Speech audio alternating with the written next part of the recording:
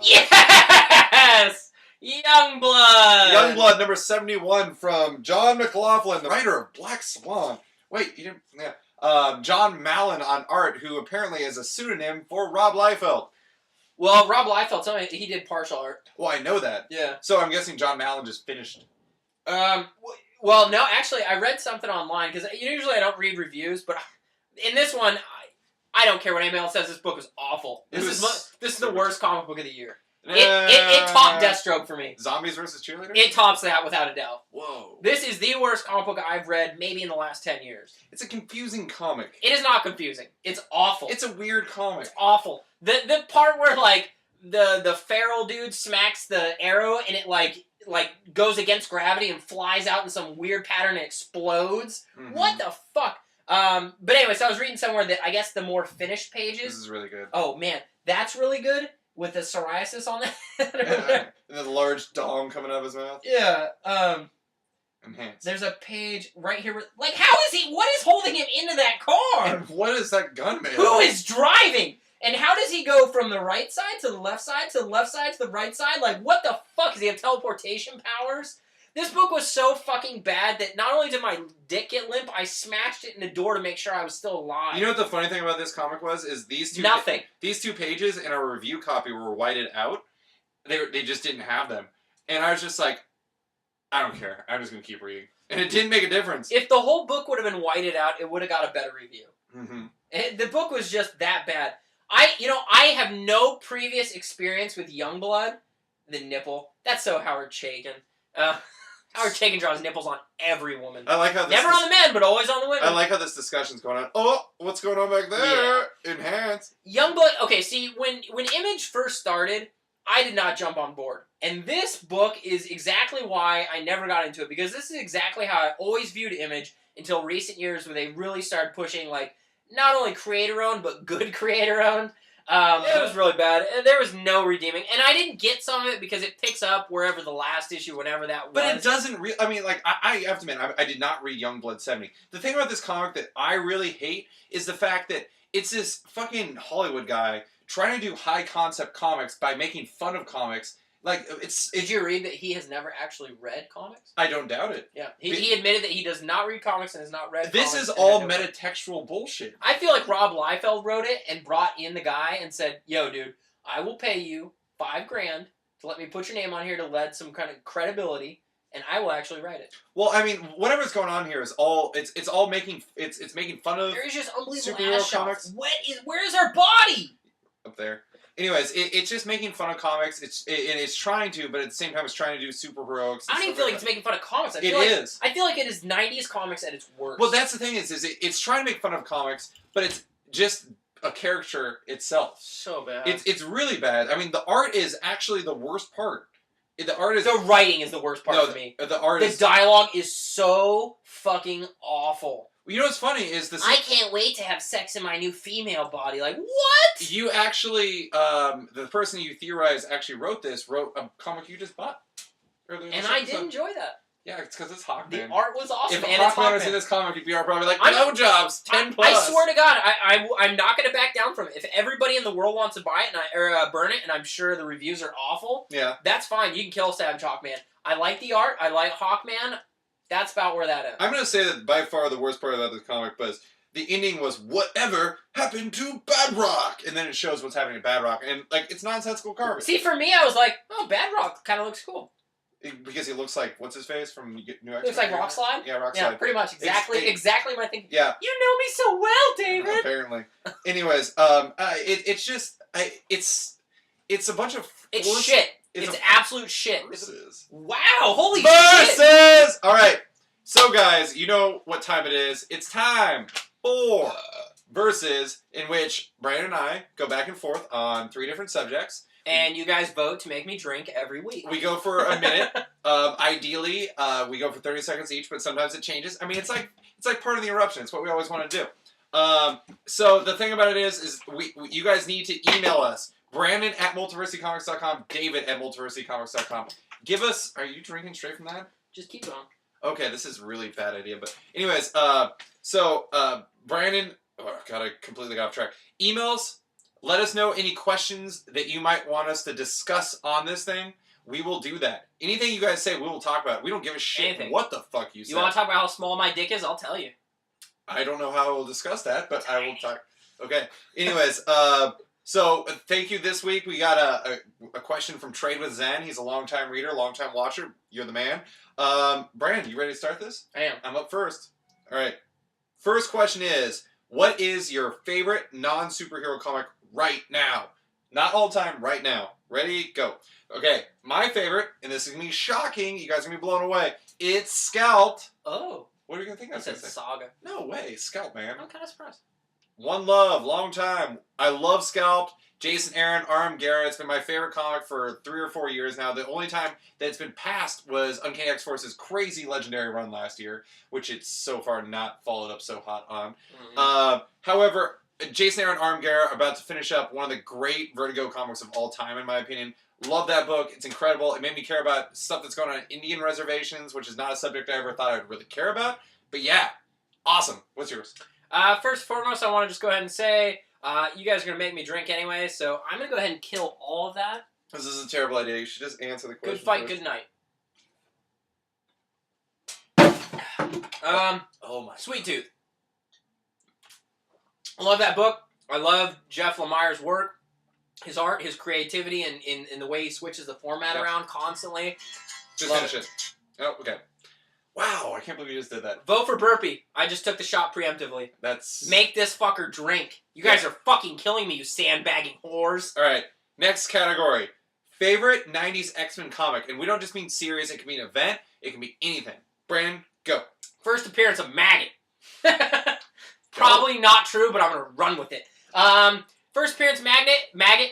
The cover is awesome. It's like introducing a new character, friend or foe, and he's sitting there all dark with the maggots. You're like, who is this guy? It could be so cool. And then you find out this guy has a digestive system that revolves around 2 maggots named Eenie and Meanie, and he's some weird dude from Africa whose brother died, and Magneto picked up. That is awesome! My favorite is less specific, much more traditional. I'm going to go with Age of Apocalypse. It was really fucking badass. I love stories about alternate universes and what's going on with all that business. I love fork in the road shit. I love thinking, okay, what would happen if Xavier died back then? Wild shit, man. Apocalypse takes over, all kinds of shit's going on.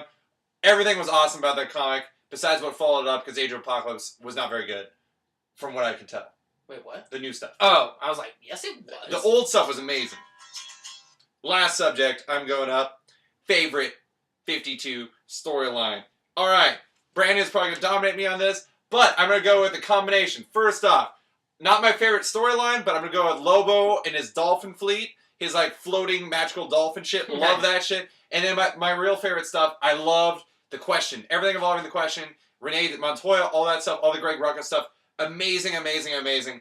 I mean, there was so much good to 52, but that was the one that I really look back on just because I never gave a shit about the Question, but I love The Question after that. What do you got? Okay, since we get to do 2, my backup is definitely the Black Adam stuff. I feel like you got a villain who is actually, like, brought down and humanized, and you actually can relate to him.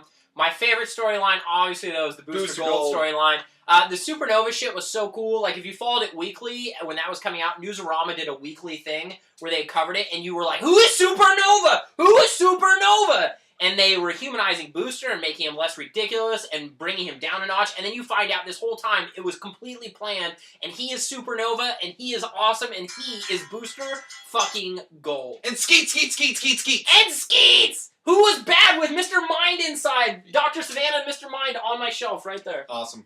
Alright, that's it for Versus. Vote. Brandon's already drunk, so, you know. I'm not drunk, but that probably will get me there. Yep. Alright, next Vote up. for David to lose. Just vote. We appreciate all the votes this week. 9 votes. Good job. I do not appreciate 10 votes that make me drink. 6, Yeah. 4. High five, good votes. We're going to put a board back here that shows how many times David's dominated my We think it's 3-1-1, but we're not entirely sure, and we hate doing backwards counting. And because we hate doing backwards counting, we're just going to go assume it's 3-1. Backwards counting doesn't even make sense, but yeah. Well, it does. 10, 9, 8, 7. Yeah. 4, it 2, does. 8, 4, 10. That was odd math. Next up, Chew, number 26. From our boys, John Layman and Rob Guillory. Chew is one of those books, I don't really have anything bad to say about it I would ever. hope you wouldn't have anything bad to say about it. The art is fantastic. Guillory's art's awesome. Chew is an X Factor type book. Chew is a Scalp type book. Chew is a Sweet Tooth type book. It's just hard to nitpick with it. Yeah, it's just consistently fucking good. Even down to the small details like we've talked about a million times. Rob Guillory's ability to throw little like Easter eggs in the background with like posters and notes. And just everything about this book is good. The humor is fantastic. The way they tell the story is fantastic. The fact that we've moved beyond that page is my favorite page of the whole book. Yeah. Her boyfriend, Tony's boss. boyfriend, and boss laying in the bed, all like, "This is awesome! I just fucked her." And we're not talking about Tony Chu. We're talking about Tony Chu. We're talking about Antoinelle. Antoinelle, yeah. And then she bites the shit out of him, and he's like, "You crazy bitch! Of course it's not." And I always thought that she was a Sebopath. I didn't realize that she was this other thing where like she can tell like the future of what's going on with this as opposed to the past. I love that like despair or like the difference between Tony Chu and Tony Chu, Antoinelle and Tony, and the fact that he's a Sebopath and he can actually tell the past of everything, and she can tell the future of what's going on. I mean that given the fact that they're twins, that is such a genius little split that they got going on.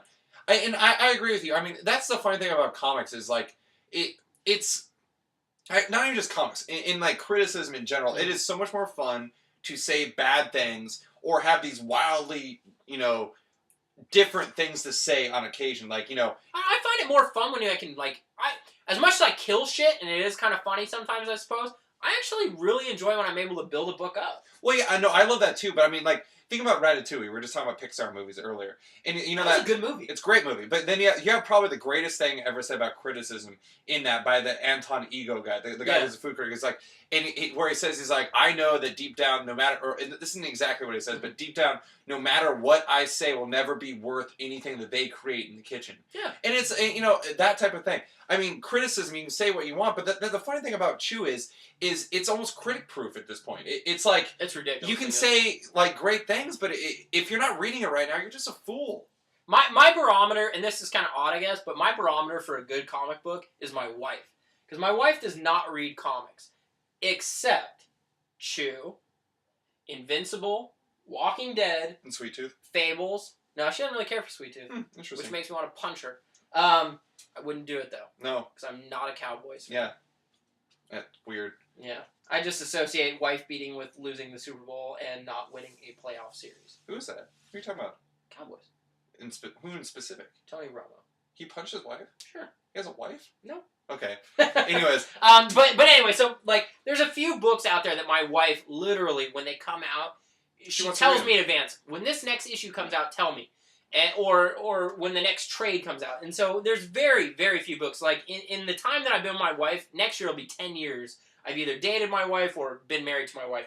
Why the Last Man, she read straight through. Walking Dead, she's all caught up on. She's been through Fables all the way through. Fables, she's about as far as she can get with that. It's very few and far between that I can get my wife on board with some shit. But my wife, literally, I know when she's reading Chew because she's laughing out loud. Yeah. My wife loves Chew, and that's a great barometer. If you have somebody in your life who does not necessarily read comics, but on occasion, and literally laughs out loud, not because they don't like it or they think it's ridiculous, but because they're literally enjoying it, that's a great sign of a good comic. This is a book that you don't really ever think of as like, one that's like emotional or anything like that, but it's really fun. But it does have a lot of depth to it. Like I love one of these scenes in this book. It goes back to the differences between Antoinelle and Tony. Yeah. Like where Chow pulls off this fucking hijink where he basically gets her to come in so he can burn the recipe book. And so he's just which is fucking awesome. It was great. And so he's just like, he's like, are you mad? He's just like, I love you, brother. But because he realizes that Tony would have flipped his shit if he'd done that. And he would have just, like, done Tony and Chow things. But I like, this issue is a great kind of matchup against a typical Chow issue because it shows Antoinelle working with him. Yeah. And I'm excited to see where it goes. I also love the fact that it kind of, spoils exactly whether or not Tony's going to come out of this. We knew he was. We know what's coming because they showed a panel from issue 60 previously. Yeah. We know Tony's going to come out of it, but like when she licks it or bites him, she realizes that he's going to get out of the coma and be fine. Yeah. Anyways, awesome book. Love it. Super buy. Chew is amazing. Yep, super buy. Super duper buy. Can you get me a beer? Yep. This is